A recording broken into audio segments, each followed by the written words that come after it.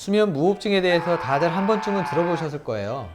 하지만 수면 무호흡증은 대중적으로 알려진 정도에 비해서는 위험성에 대해서 잘 예? 알려져 있지 않은 편입니다. 많은 분들이 코골이라고 알고 계실 건데요. 하지만 코골이는 수면 무호흡증을 의심하는 대표적인 증상 중에 하나일 뿐입니다. 그래서 오늘은 제가 수면 무호흡증에 대해서 한번 파헤쳐 보도록 하겠습니다. 수면 무호흡증이란 말 그대로 자면서, 즉 수면 중에 숨을 쉬지 않는 상태를 말하는데 원인은 크게 세 가지입니다. 첫 번째, 비만입니다. 두 번째, 편도나 아데노이드 등 조직의 비대입니다. 그리고 마지막으로는 목이 짧거나 굵거나 아래턱이 작은 구조를 가진 경우입니다. 그럼 이제 처음 말씀드렸던 수면 무호흡증의 위험성에 대해서 언급한 이유를 다시 한번 말씀드리겠습니다.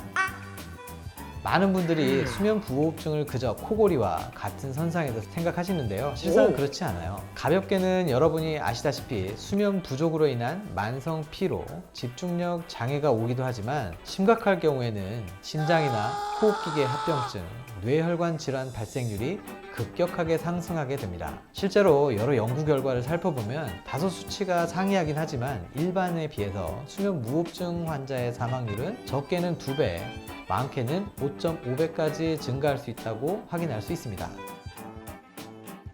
그렇다면 수면 무호흡증을 자가 진단할 수 있는 방법은 없을까요? 의외로 간단합니다. 코 고는 소리가 너무 심해서 옆 사람이 자주 깬다거나 수면 중 계속 뒤척이다가 잠에서 깨어나는 경우도 있을 겁니다. 항상 코가 막혀 있고 입천정이 말라 있고 입냄새가 너무 심해서 사회생활에 지장을 받을 정도일 수도 있습니다. 피로감이 너무 심해서 회사 안에서 꾸벅꾸벅 존 적이 있다. 이런 항목들이 전부 해당할 경우에는 높은 확률로 수면 무호흡증을 의심해 볼 수가 있습니다. 이 경우에는 수면약 전문의가 있는 수면 클리닉에 반드시 내원하셔서 수면 다원 검사를 받아보시면 될 것 같습니다. 그럼 다음에도 또 유익한 정보로 찾아오겠습니다. 이상 소리숨 이비인후과였고요. 앞으로도 많은 관심 부탁드리겠습니다. 감사합니다.